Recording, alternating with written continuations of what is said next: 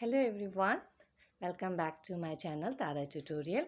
और आज हम बहुत हटके बहुत डिफरेंट टॉपिक पे बात करने वाले हैं। ठीक है, देखिए, मैं हमेशा मानती हूँ कि एक माँ जो होती है ना, हम अपने माँ के बारे में बोले या अपने आप को भी बोले, क्योंकि हम भी माँ ही हैं। तो इसमें क्या है, माँ एक माँ सिर्फ नहीं होती है, माँ एक टीचर भी होती है एंड माँ एक डॉक्टर भी होती है। इतना तो रोल हम हमेशा ही करते हैं ना।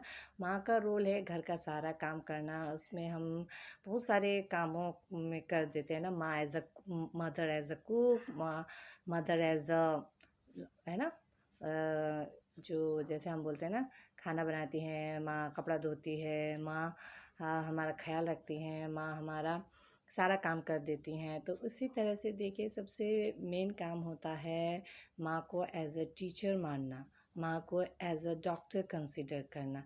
ठीक है, मैं देखती हूँ ना, बहुत सारे बच्चे अपने माँ को एज अ होम मेकर ही सोचती हैं, लेकिन माँ एक टीचर भी है और माँ एक डॉक्टर भी है। और उसको हमें बच्चे इसलिए कहते हैं क्योंकि उन्हें जैसे दिखता है वो वैसे ही कहते हैं।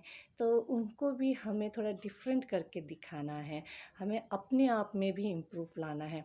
ठीक है, जैसे हम कहते हैं कि हम क्लास 10th, माँ खुद कहती हैं, है ना, हम जैसे मैं खुद कहती हूँ कि हम कहते थे हम क्लास 10th तक पढ़े हैं, हम क्लास 12 तक ग्रेजुएट इतना, फिर हिंदी मीडियम में पढ़े हैं या आर्ट्स लिए हैं या ऐसे कॉमर्स लिए हैं, ऐसे करके हम बताते हैं, या इसको एक्सक्यूज़ेस कहें या अपना कमजोरी कहें, है ना। बट ऐसा नहीं है। देखिए, हम जो सभी स्ट्रीम से पढ़े हैं, ये स्ट्रीम क्यों लेते हैं, ये हमारा चॉइस होता है कि हमें साइंस पढ़ने को मन है, आर्ट्स पढ़ने को मन है, कॉमर्स, या उस टाइम हम इतने थोड़ा पढ़ाई में अच्छे नहीं थे कि हमें लेना पड़ा मजबूरी में, ये सब हो सकता है ना, एक पास्ट की बात है। जैसे मैं खुद ही कॉमर्स के स्टूडेंट हूँ, है ना, मैं खुद B.Com हूँ। तो इससे क्या है, लोग क्या कहते हैं, ये तो है ना, कॉमर्स करते हैं तो बोलते हैं कि बिजनेस करना है या बैंक में जाना है या अकाउंटेंट बनना है, ऐसे करके इसको इसको बताते हैं कि ये सब है। लेकिन हम जब माँ बन जाते हैं तो ये सब तो बहुत दूर की बात है। सब उस चीज़ को अचीव नहीं कर पाते, उस गोल को अचीव नहीं कर पाते हैं। लेकिन कोई बात नहीं, हम अपना करियर नहीं बना सके तो क्या हुआ, हम अपना स्किल डेवलप कर सकते हैं ना। जो कमियां हम में रह गई, अब सीखिए। आजकल तो टेक्नोलॉजी इतना एडवांस हो चुके हैं, कहीं जाके भी नहीं सीखना है, आप घर में ही सीख सकते हैं ना। मोबाइल से भी आप यूट्यूब खोल दीजिए, सीख लीजिए। देखिए, जिस तरह से मैं एडवाइस करती हूँ, आप मान के चलिए कि मैं भी वैसे ही सीखी हूँ। जब मैं क्लास 12 भी कर चुकी थी, तब मेरा इंग्लिश बेसिक बिल्कुल, ग्रामर का बेसिक इतना क्लियर नहीं था। बहुत आसपास लोग जो भी मेरे से मिलते थे वो बोलते थे कि बोलते आप अच्छे हैं, आपको समझ में आते, but somewhere you make mistakes grammatically, ऐसे कहते थे। तो मैं हमेशा, मुझे अच्छा भी नहीं लगता था, तो मैं डायरेक्ट जाके पढ़ने लगती थी। 10 12 ऐसे करके ग्रामर रखी हूँ बुक बहुत सारा, लेकिन कोई काम का नहीं आया, क्योंकि हमें वहाँ से शुरू नहीं करना है। कमी है तो आपको बेसिक से ही करना होगा, है ना। जो कमी मुझ में है, मुझ में कमी थी, इसलिए मैं उस चीज़ को इम्प्रूव करना चाहती हूँ। इसलिए मैं सबको बोलती हूँ, आप बेसिक से सीखें ना, रीडिंग, फिर जो आपका ग्रामर है, हिंदी हो या इंग्लिश हो, रीडिंग इंग्लिश हो या हिंदी हो, आप बेसिक से सीखें। क्यों, आप जहाँ आप जिस स्टेज में हैं, उस स्टेज में आपको नहीं आ रही है, तो आप वहीं से क्यों सीख रहे हैं। आपको नहीं आ रही मतलब आप बहुत पीछे, आपको जाके पढ़ना होगा। उस चीज़ को एक्सेप्ट कीजिए। तो बाद में ही जब मैं खुद माँ बनी, तब मुझे रियलाइज़ हुआ कि हाँ, मुझे एक डर रह गया कि मुझे जो कमी है, काश ये शायद मेरे बच्चों को भी रहेगी। मुझे ग्रामर नहीं आएंगी तो मेरे बच्चों को कहाँ से आएंगे, मैं नहीं सिखा पाऊँगी तो कैसे सीखेगा। तो इस डर से मैं सीखी हूँ यूट्यूब से पहले ही। तो धीरे धीरे धीरे मैं जैसे सीखते गए हैं ना, मेन प्रॉब्लम होता है आपका टेंस पे, तो मुझे वही चीज़ समझ में नहीं आती थी कैसे होगा। तो मैंने सीखा, तो मुझे बिल्कुल क्लियर डाउट हो गया, क्योंकि इतना उम्र में आपको तो आइडिया भी हो जाता है, बस आपको टाइम नहीं था या आप उस चीज़ को रियलाइज़ नहीं कर पाए थे, इसलिए आप में कमी होती है। तो अभी मैं अपने बच्चों को पूरा अच्छे से एक फॉर्मेशन या जो ग्रामर होता है ना, वो सिखा दिया है। तो इससे क्या है, अब वो जिस उम्र में है उसको पूरा क्लियर है, उतना मुझे नहीं था, उसको क्लियर है। तो इससे मैं देख पा रही हूँ कि हाँ, मैंने अपना काम कर दिया है। अब आगे की क्लासेस को उसको खुद ही हैंडल करना है, उसके हार्ड वर्क पर बेस्ड है। क्योंकि ग्रामर क्या है, जितना क्लास बढ़ती जाती है उतना ही आपका थोड़ा डिफ़िकल्टी आने लगती हैं, बहुत सारे एक्सेप्शनल केसेस आने लगते हैं, तो आपको डीपली उसको पढ़ना पड़ता है।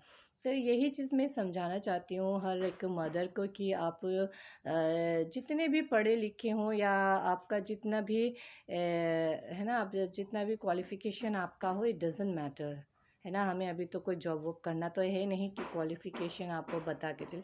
आप में कितना स्किल है, उस चीज़ को जो आपने जितना भी आपने पढ़ाई किया वो कितना काम आया, या आप जो कमी होंगे उस कमी को आपने सीखने के लिए कितनी मेहनत की, वो इम्पोर्टेंट रहता है। तो वही चीज़ें देखिए, अभी मैं खुद टीचिंग करती हूँ, ट्यूशन में पढ़ाती हूँ। बाहर मैंने कभी कोशिश की है, लेकिन कुछ प्रॉब्लम्स के कारण मैं नहीं कर पाई। लेकिन मैंने अपने उस लिमिटेशन को उसी जगह नहीं रखा। ठीक है, बाहर नहीं कर पाए तो कोई बात नहीं, स्किल मेरे पास है ना। मैं खुद यहीं घर से स्टार्ट करूँगी, जिसको अच्छा लगेगा वो आएंगे, जो वो पढ़ाएंगे, है ना। तो मैंने अपनी स्किल को एक ही जगह नहीं रखा। बाहर जाके हम काम करते हैं तो हमको लगता है कि स्किल बहुत काम आए, लेकिन आप बाहर नहीं कर पाते हैं किसी सिचुएशन के कारण या किसी प्रॉब्लम के कारण, बट इसका मतलब ये नहीं कि हमारी स्किल वहीं पे रुक गई है। नो, आप सोचिए और किस तरह से हम इसको यूज़ कर सकते हैं। तो वो सब आइडिया से मुझे, है ना, मैंने ट्यूशन किया और ये बहुत अच्छे से चल रही है।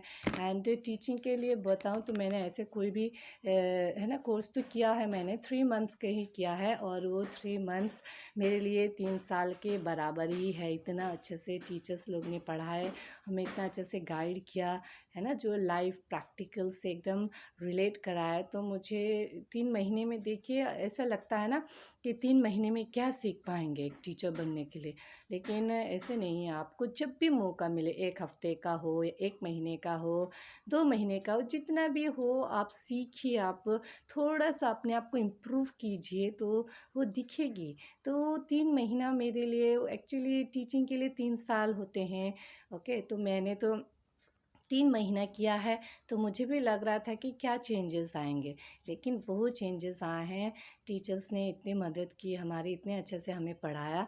तो मैं हमेशा थैंकफुल हूँ सब टीचरों के लिए, जिन्होंने देखिए पढ़ाते अलग है, पढ़ाना अलग बात है, कोई आपके स्किल और इम्प्रूव करना चाहते हैं तो वो अलग बात है। उन्होंने मेरी स्किल को और बढ़ावा दिया है, जितना मुझे आता था उन्होंने और आइडियाज़ दिए और स्किल को इम्प्रूव किया। तो आज जाके मैं यहाँ पहुँची हूँ, है ना। लोग मुझे पहचानने लगे हैं एज अ टीचर, है ना। पहले तो एज अ मदर या एज अ लेडी सिर्फ है, अभी तो एज अ टीचर ही मुझे पहचानते हैं। तो इसी तरह से मैं हर मदर को कहना चाहती हूँ कि आप जहाँ पे भी हो, please always consider yourself as a teacher. हमेशा वो सीखने की इच्छा रखिए, कुछ स्किल पाने की इच्छा रखिए, दबाइए मत अपने आप को। देखिए टाइम टाइम तो चाहिए ही, आप अपने लिए टाइम नहीं निकाल पा रहे हैं तो ये तो आपकी ही कमी है। तो आप में इच्छा होना चाहिए, इच्छा होगी तो आप सब मैनेज करेंगे। पहले मुझे 1 घंटा निकालने में मुश्किल होती थी, अब धीरे धीरे मैंने ऐसे मैनेज किया कि अब मैं 4 घंटा निकाल लेती हूँ एक्स्ट्रा ट्यूशन पढ़ाने के लिए। ओके, तो this are the things how we manage our time to develop our skill। Okay, so it is very important. सो जब आप अपने आप को कंसिडर करेंगे कि मुझे टीचर का जैसा पढ़ाना है अपने बच्चों को, तो उसकी तरह थोड़ा सा स्किल लेना है, तो जैसे आपको जब भी किसी भी चीज़ को सीखने के लिए आपको मौका मिले, आप पीछे मत हटिए। टाइम नहीं है हमारे पास, कैसे मैनेज करेंगे, ये सब मत सोचिए। पॉजिटिव वे में सोचिए कि मुझे सीखना है, मैं टाइम निकाल ही लूँगी जैसे भी। क्योंकि जब आप उस टाइम को पार कर लोगे, व इस स्किल को आप जब एक्वायर कर लोगे, तो उसके बाद जो स्टेप होंगे वो सुपर्ब रहेगी। तो ये एक हुआ जो एक पेरेंट कर सकते हैं अपने आप स्किल को इम्प्रूव करने के लिए, और वो बच्चों में भी डेवलप हो जाती है। और दूसरी बात ये हुई कि मैं अपने आप को एक डॉक्टर भी कंसिडर करती हूँ। ठीक है, जब बच्चे बीमार हो जाते हैं, सबसे पहले तो हमें ही देखना पड़ता है ना, डॉक्टर के पास जाने से पहले बच्चे हमारे पास आते हैं, मम्मी मेरे को बीमार है, मेरे को चोट लगी है। तो always consider yourself as a doctor. अब डॉक्टर क्या करेगा उसी तरह से आप सोचिए। तो उसके लिए आपको कुछ कुछ चीज़ें चाहिए जिसको हम बोलते हैं ना फर्स्ट एड। तो फर्स्ट एड नहीं, ये नहीं कि आप एक ही बार पूरा सेट ले ले। आप एक कोई भी एक डिब्बा ऐसे ले सकते हैं, ठीक है। डिब्बा में आप कुछ कुछ सामान मैंने लिया है, उसको मैं एक एक दिखा रही हूँ आपको। ठीक है, सबसे पहले तो थर्मामीटर जैसे चाहिए, मेरे पास नहीं है। तो थर्मामीटर आपके पास होना चाहिए जिससे कि आप ट्रैक कर सकें कि बच्चों का टेम्परेचर कितना है। एंड उसके बाद बच्चों की दवाई के लिए देखिए, ज़्यादा दवाई नहीं, बच्चों को नॉर्मली शुरू में क्या होते हैं, सर्दी जुकाम ही होते हैं। तो सर्दी जुकाम के लिए हमेशा आपके घर में एक दवाई होनी चाहिए, ठीक है। जो आप पहले से ले रहे हैं ना, आप सेम वही ले लीजिए, ये कि नहीं कि नया ले ले। जो आपने पहले लिया था उसी को कंसिडर करके वही दवाई आप ले सकते हैं। और उसमें लेने से पहले हमेशा उसका कवर को पढ़िएगा, इंस्ट्रक्शन देखिए। मेन तो है उसका एक्सपायरी डेट देखना है, इंस्ट्रक्शंस आपको थोड़े बहुत पढ़ लेने हैं क्योंकि कुछ कुछ दवाई छोटे बच्चों के लिए नहीं होते हैं। तो जो भी हो, दवाई लेने से पहले आपको इंस्ट्रक्शन पढ़ना ही है। फिर उसके बाद ये हुआ खांसी का। ओके, जैसे यहाँ पे इतना कुछ लिखा हुआ है ना, हमें तो इतना नहीं आती है। नहीं भी आने से कोई बात नहीं, आप इसमें मार्कर से खांसी करके लिख सकते हैं, चाहे घर के दूसरे मेंबर भी उनको दे सके। तो आप उसको खांसी जुकाम करके दीजिए। देखिए, जब भी घर में बच्चा बीमार होता है ना, तो जैसे कि रात को बीमार हुए तो रात को तो हम जा नहीं सकते हैं, तो उसको रिलीफ के लिए तो हमें कुछ ना कुछ देना पड़ेगा। सुबह तक तो क्या पता और ज़्यादा हो, तो शुरू में आप हमेशा कम अमाउंट में दीजिए। जितना पहले आप देते थे उससे कम ही दीजिए क्योंकि ओवरडोज भी हो सकता है ना। फर्स्ट अभी हुआ है तो अभी के लिए आपको थोड़ा सा कम डोज दीजिएगा। फिर उसके बाद आती है, जैसे ऐसे एंटीसेप्टिक क्रीम आप ले सकते हैं, ऐसे बोरो प्लस ले सकते हैं ना, ये बर्निंग में काम आती है। जैसे कुछ खरोच लग गई या जल गई स्किन, तो घरों में तो छोटे छोटे इंसिडेंट होते रहते हैं, तब ये सब काम आती हैं। तो वही छोटे छोटे इंसिडेंट में आप एकदम डायरेक्ट पैनिक ना हो जाए। तो ये सब होने से क्या है, आपका पैनिक कम होगा कि हाँ कोई बात नहीं, दवाई ववाई तो है, मैं लगा दूँगी। ये थोड़ा सा रहता है मन में, इसलिए पैनिक का चांसेस कम होते हैं और हम थोड़ा अच्छे से उसको कोप अप कर पाते हैं। तो ये सब है एंटीसेप्टिक। फिर उसके बाद है बैंडेज, है ना। ज़्यादा मत लीजिए, देखिए ज़्यादा नहीं चाहिए क्योंकि ये नहीं कि हमारा तो हॉस्पिटल नहीं है ना जो हमें ज़्यादा चाहिए। तो घर के लिए आप 4 ले सकते हैं क्योंकि ज़्यादा लेने से ये एक्सपायर हो जाते हैं। तो ये हुआ। फिर ये इसको रोल करने के लिए, फिर कॉटन घाव वाव ढकने के लिए, फिर ये उल्टी की दवाई के लिए, ठीक है। यहाँ पे देखिए इसमें साइंटिफिकली लिखा रहता है तो हम भूल जाते हैं ना कौन सा दवाई थी। तो आप गूगल से भी देख सकते हैं, उससे अच्छा है कि आप उसमें लिख ही दो उल्टी करके, है ना, हिंदी में ही लिख दीजिए। तो दवाई का नाम लिखना मत भूलिएगा अपने ऑन लैंग्वेज में। फिर उसके बाद ये वेपर, अब सर्दी जुकाम होती है तो हम इसको भाप दे सकते हैं बच्चे को, या तो कुछ सूजन वूजन आ जाता है ना, या मूव भी यूज़ कर सकते हैं सूजन के लिए, इसको भी यूज़ कर सकते हैं, ये आपका स्मूथ हो जाता है मसाज के लिए, ये आप रखना है। फिर डेटॉल, ये भी जब घाव वाव लग जाता है एंटीसेप्टिक का है। फिर उसके बाद देखिए मैं अपने लिए भी रखती हूँ, ठीक है। बच्चे का तो ये हुआ है, ये मेरे लिए हैं, ये 2 है, एक सर्दी जुकाम का और ये है पैरासीटामोल। पैरासीटामोल देखिए ज़्यादा नहीं लेना है, ये एक बहुत सारे लेंगे तो वो एक्सपायर हो सकते हैं 1 महीने में। ये नहीं कि आप बहुत बीमार हो, 1 महीने के ही लेना है, थोड़ा सा ही। तो अगर रात को में बुखार हो गई या दिन को भी होने से हम ऐसे थोड़े हैं कि जा सकते हैं। अगर आपके पास घर में दवाई होंगी तो आपको तुरंत आपको ट्रीटमेंट मिल जाएगी, ठीक है। तो इस तरह से एज अ पेरेंट आपको, एज अ मदर आपको भी खुद अपने लिए रखना है थोड़ा बहुत। तो ये हुआ मेरी दवाई। और देखिए एक है ये नवरत्न तेल। जब बहुत सर दर्द हो जाता है ना, थोड़ा सा मसाज करने के लिए मैं ये भी रख लेती हूँ। ये तो ऐसे ही है, आप घर में भी रखे या नहीं रखे एक ही बात है।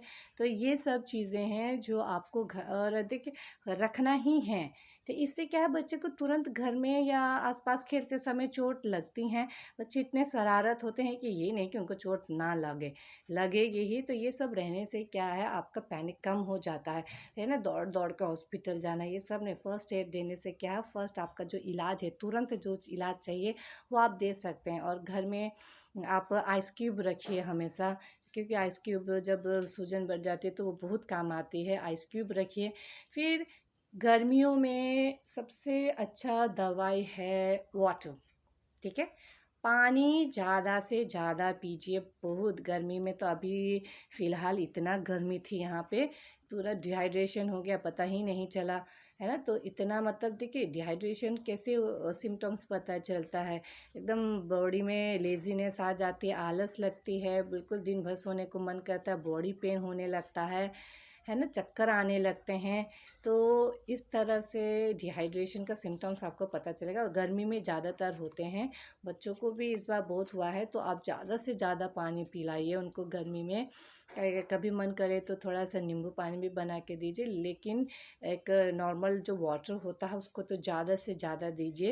एंड रात को थोड़ा ज़्यादा नहीं पीते हैं, है ना, फिर भी आप एक बोतल पानी बेड के सामने रख सकते हैं जब बहुत ज़्यादा गर्मी होती है, क्योंकि हमारे बॉडी से बहुत पानी निकलता है ना, in the form of sweat, पसीने के रूप में बहुत पानी निकलता है, हमें पता नहीं चलता, एक गिलास पी लेते हैं तो हो जाता है, लेकिन ऐसा नहीं होता है। डिहाइड्रेशन के टाइम में आपको एक की जगह दो।